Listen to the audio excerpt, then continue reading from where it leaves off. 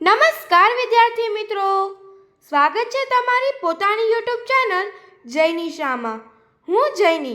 વિદ્યાર્થી મિત્રો, ધોરણ 8માં લેવાતી NMMS એટલે કે નેશનલ મીન્સ કમ મેરિટ સ્કોલરશિપ યોજનામાં મેટ વિભાગ જે 90 માર્ક્સનું પૂછાય છે તેનું એક ખૂબ જ અગત્યનું મહત્ત્વનું જે પણ કહીએ તેવું એક એવું ચેપ્ટર આકૃતિઓની ગણતરી, જેની અંદર તમને આકૃતિ આપેલી હોય અને આપણને પૂછ્યું કે વધુમાં વધુ કેટલા ચોરસ છે, વધુમાં વધુ કેટલા ત્રિકોણ છે, વધુમાં વધુ કેટલા લંબચોરસ છે, વિવિધ રીતે આપણને આકૃતિ પૂછવામાં આવે છે, બરાબર।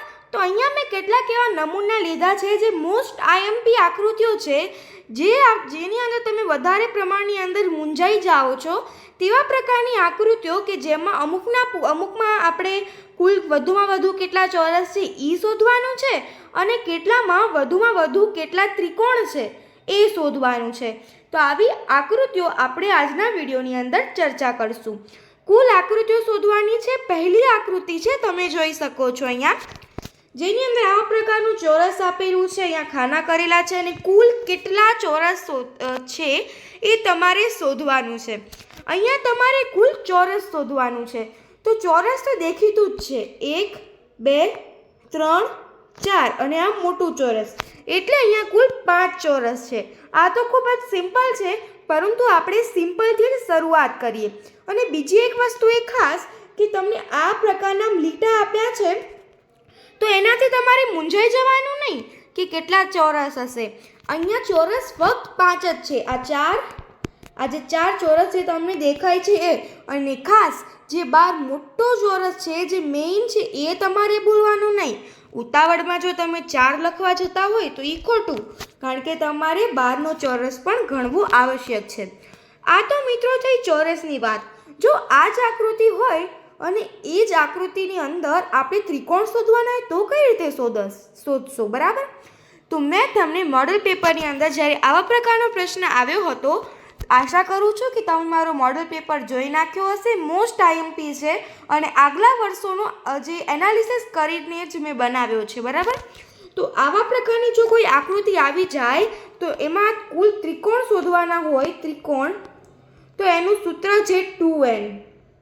એટલે કે અહીંયા જેટલા પણ આપણને ખાના દેખાતા 1 2 3 4 5 6 7 8, અહીંયા આપણને 8 ખાના દેખાય છે એટલે n બરાબર થઈ જશે 8 અને આગળ 2, 8 દુ 16, આની અંદર કુલ 16 ત્રિકોણ છે તેમ આપણે કહી શકીએ। આશા કરું છું કે તમને આ ખબર પડી ગઈ હશે। ચોરસ તો 5 છે, પણ જો કદાચ ત્રિકોણ પૂછાયા હોત તો તે 16 છે। ચાલો હવે આપણે આગળ વધીએ। મારા મોડલ પેપર, અમુક બીજા આકૃતિઓની ગણતરીના બીજા શોર્ટ્સ, પછી વિવિધ ચેપ્ટરની સમજૂતીઓ વધુ જો તમે જોઈ ન હોય તો હમણાં જ જોઈ નાખો। અને જો વિડીયો ગમતો હોય તો ફટાફટ લાઈક કરી નાખો, ચેનલને સબસ્ક્રાઈબ કરી નાખો અને તમારા મિત્રો સાથે જલ્દી શેર કરી નાખો। હવે આ આકૃતિ છે જેમાં કુલ ચોરસ શોધવાના છે। મને એવું લાગે છે કે 99% વિદ્યાર્થીઓ આમાં ભૂલ કરશે, કારણ કે તેઓ ગણશે કે આ 1 2 3 4, આ 4 ચોરસ તો પાક્કા છે, એક મોટું ચોરસ 1 એટલે 1 પણ પાક્કો છે, વચ્ચેનું 1 એટલે આ બીજો 1 પાક્કો છે, અને એક આ 1 2 3 ને 4, એમ કુલ 4 ને 4 8 9 ને 10 પાક્કા છે। તમે આમ વિચારતા હશો, પરંતુ વિદ્યાર્થી મિત્રો આની અંદર હું કહું ફક્ત 6 ચોરસ છે। શા માટે? તમને વિકલ્પમાં ગૂંચવાવા માટે 6 પણ આપેલો હશે ને 10 પણ આપેલું હશે। તો વિદ્યાર્થી મિત્રો એનું કારણ એ છે કે તમે અહીંયા જોઈ શકો છો કે અહીંયા આખો ચોરસ નથી આપેલો, ચોરસ કરેલો છે। આ ચોરસ છે એ આખો ચોરસ હોય તો તમે ગણી શકો છો, આ ચોરસ કહેવાય જ નહીં, કારણ કે અહીંયા આટલેથી કટ થઈ ગયું છે। જો કદાચ આ જ આકૃતિમાં આ રીતે આપેલું હોત તો આપણે ડેફિનેટલી કહી શકત કે હા આ રીતે થશે, પરંતુ અહીંયા તો તમને ભૂસેલું આપ્યું છે, અહીંયા આ ચોરસ બનતો જ નથી। આપણે તો ચોરસ શોધવાનું છે, બરાબર ને? એટલે આ જે 4 ચોરસ જે તમે ગણો છો એ ગણાશે નહીં। આમ કુલ કેટલા ચોરસ થશે તમે ગણો। આ 1 2 3 4 4 મોટું ચોરસ 1 અને વચ્ચેનું આ એક ચોરસ વત્તા 1 4 ને 1 5 ને 1 6 કુલ 6 ચોરસ થશે. આવા પ્રકારની આકૃતિમાં તમે ભૂલ કરો તે માટે જ મેં અહીંયા રાખી છે, કારણ કે તમે પરીક્ષામાં એવું ન કરો. તો અહીંયા આ આકૃતિ 4 નહીં ગણાય, કારણ કે આ કટ થયેલી છે. આ તો છે ચોરસની વાત. જો ત્રિકોણ હોય, લંબચોરસ હોય, તમારે કોઈ પણ આકૃતિ શોધવાની હોય તો એ ત્રિકોણ આખો બનતો હોય. અહીંયા આમ ત્રિકોણ આપેલું હોય અને અહીંયા ચોરસ કરી નાખ્યું હોય અને તમે આને ત્રિકોણ ગણો તો એ ખોટું છે, કારણ કે ત્રિકોણ આ રીતે આપેલું હોય તો તમે ગણી શકો છો. ત્રિકોણ આખો હોવો જોઈએ, બરાબર. લંબચોરસ હોય તો લંબચોરસ પણ આખો હોવો જોઈએ, બરાબર. આશા કરું છું કે તમે મારી વાતને સમજી શકતા હશો. હવે આ મોસ્ટ ઇમ્પોર્ટન્ટ પ્રશ્ન છે. આની અંદર શોધવાના છે કુલ ત્રિકોણ. આની આગળ આ પ્રશ્નોની અંદર મેં કુલ ત્રિકોણ શોધવાની આવા પ્રકારના કોઈ પ્રશ્નો હોય, ચોરસ હોય અને એની અંદર આ રીતે આડા ઊભા લીટા કરેલા હોય, આડા ઊભા ત્રાસા, તો 2n સૂત્ર વડે આપણે કરીએ છીએ. તો મિત્રો આને પણ 2n સૂત્ર વડે જ કરશું, પરંતુ આને કઈ રીતે કરશું? તો આપણે ભાગ પાડી દઈશું આ રીતે. આ એક ચોરસ છે અને આ એક ચોરસ છે. હવે આપણું સૂત્ર છે 2n. 2 ગુણ્યા n બરાબર 1 2 3 4 એટલે કે 4 અને અહીંયા બીજું 2n આવશે. આ 2n 2 ગુણ્યા 4 4 દુ 8 અને 4 દુ 8 8 વત્તા 8 16. તમને થશે 16 જ, પણ ના વિદ્યાર્થી મિત્રો. જ્યારે પણ આવા પ્રકારનો પ્રશ્ન પૂછાય કે જેની અંદર બે ચોરસ ભેગા થાય, ત્યારે જેટલા ચોરસ ભેગા થાય એટલે 1 અને આ 2 એટલા જે આ તમને જવાબ મળે છે એમાં આપણે ઉમેરી નાખવાના. હમણાં આપણને 16 મળે છે તો આમાં આપણે 2 ઉમેરી નાખશું એટલે જવાબ આપણો આવી જશે 16 ને 2 કેટલા થાય? 18. તો આપણો જવાબ આવી જશે 18.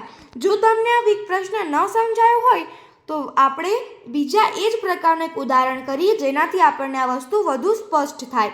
ચલો આ દાખલો કરીએ, જેની અંદર આપણે જોઈએ કે એ જ રીતે કરવાનું છે. જુઓ વિદ્યાર્થી મિત્રો, કુલ કેટલા ત્રિકોણ છે? તો હવે સૌથી પહેલાં આ એક ચોરસ સમજી લો, આ એક ચોરસ સમજી લો, આ એક ચોરસ સમજી લો.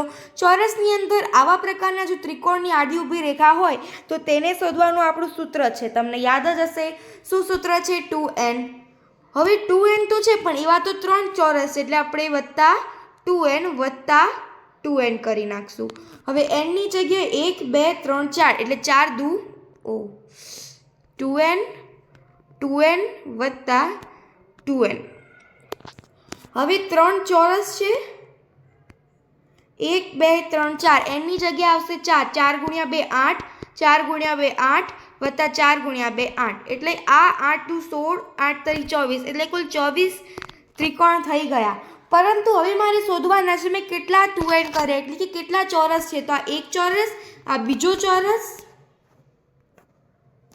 આ એક ચોરસ, આ બીજો ચોરસ ને આ ત્રીજો ચોરસ. આમ કુલ 3 ચોરસ એટલે તમને જે પણ જવાબ મળે છે એમાં તમારે 3 ઉમેરી નાખવાના. 3 તો તમે ઉમેરી નાખ્યા, બરાબર. હવે શું કરવાનું? તમારે જેટલા ત્રિકોણ હોય એનાથી જે આ રીતે નીચી ઊભી આકૃતિ હોય, જો અહીંયા આ રીતે આમ લંબાવેલું હોત તો આપણે 3 જ ઉમેરાત, પણ આની અંદર નીચી આકૃતિ છે, થોડો બુદ્ધિનો પ્રયોગ કરીને એની અંદર વત્તા 2 ઉમેરવાના એટલે કુલ થશે 5. 24 ને 5 થશે 29. હવે વત્તા 2 શું કામ કરવાના? આપણને પ્રશ્ન થાય કે વત્તા 2 શું કામ કરવાના? તો જુઓ, આ એક આકૃતિ બને છે, આનાથી અહીંયા એક આકૃતિ બને છે અને અહીંયા એક આકૃતિ બને છે. આ 3 આકૃતિ એક્સ્ટ્રા બને છે, બરાબર. અને હવે તમે જોઈ શકશો આની વચ્ચેથી પણ એક આકૃતિ બને છે, આની વચ્ચેથી પણ એક આકૃતિ બને છે. તો 3 તો આપણે વધારાના એડ કર્યા અને પ્લસ આ 2 પણ આપણે એડ કરવા પડશે. એટલે આવા પ્રકારનો જ્યારે પ્રશ્ન હોય ત્યારે આપણે સૂત્રનો ઉપયોગ કરીને પછી આપણી બુદ્ધિનો ઉપયોગ કરવો પડશે. એક એક તમારે શોધવો પડશે. સૂત્ર તો લગાવી જ નાખવાના, બરાબર. જ્યારે આવા પ્રકારના પ્રશ્ન LMMS એક્ઝામમાં મેં એનાલિસિસ કર્યું છે કે હર એક્ઝામમાં આવા પ્રકારનો આ રીતે આડી ઊભી ત્રાસી, ભલે આ ટાઈપનો પ્રશ્ન હોય, આ ટાઈપનો પ્રશ્ન હોય કે આવા પ્રકારમાં કે આવા પ્રકારમાં ત્રિકોણ પૂછવાના હોય, એ પૂછાય જ છે. તો તમારે સૂત્રનો ઉપયોગ કરી નાખવાનો. એના પછી જો વધારે હોય થોડું બુદ્ધિનો ઉપયોગ કરવાનો. અને જો આ રીતે આમ સમાંતરમાં હોય, આ રીતે જ આગળ ગમે તેટલા વધેલા હોય તો જેટલા ચોરસ હોય એટલા ઉમેરી નાખવાના 2n કરીને. બરાબર? આશા કરું છું કે તમે સમજી ગયા હશો. હવે આપણો એક લાસ્ટ પ્રશ્ન જોઈ લઈએ. તો આની અંદર કુલ કેટલા ત્રિકોણ છે? હવે તમે આ આકૃતિ જોઈને સૌથી પહેલાં મૂંઝાઈ જશો, પણ હું કહું સૌથી પહેલાં મૂંઝાવાનું નથી. હવે આપણે જોઈએ આ આકૃતિની અંદર આપણે કેવી રીતે સોલ્વ કરી શકશું. તો તમને સૂત્ર તો ખબર છે 2n. હવે આ એક મોટો સમજી લો કે આ નાનો નથી, આ નાનો નથી, ફક્ત એક આ છે અને તમને આ રીતે આપેલું છે. તો તમે 2n નું સૂત્ર લગાવશો તો 1 2 3 4 5 6 7 8 કુલ 8n છે ગુણ્યા 2, 8 ગુણ્યા 2. બરાબર? આટલું કર્યા પછી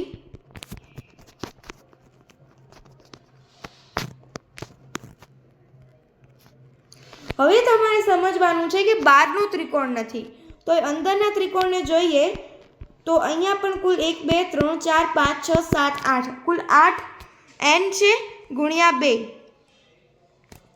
સરવાળું કરી નાખવાનું. 8 દુ 16 વત્તા 16.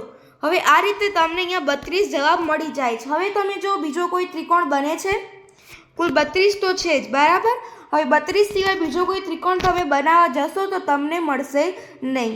આથી આપણો આન્સર આવી જશે 32. આની અંદર કુલ 32 ત્રિકોણ જ છે. તો મિત્રો આ રીતે અહીંયા આપણો આ વિડીયો પૂરો થાય છે. આ વિડીયોની અંદર કેટલીક માહિતી મેં તમને આપી છે. આશા કરું છું કે આ માહિતી અને આ વિગત કે આ સૂત્રો તમે જે પણ સમજો એ તમારી પરીક્ષા NMMS 2025માં ખૂબ જ કામ આવે. બરાબર? તો અહીંયા જો વિડીયો ગમ્યો હોય તો લાઈક કરો, શેર કરો અને ચેનલને સબસ્ક્રાઈબ કરો. અને વળી મળીશું નવા વિડીયો સાથે. આગલા વિડીયો આપણે એક લંબચોરસ પર બનાવશું કે કુલ આકૃતિ હોય એનામાં કેટલા લંબચોરસ છે તે આપણે શોધશું. ચાલો, થેન્ક યુ.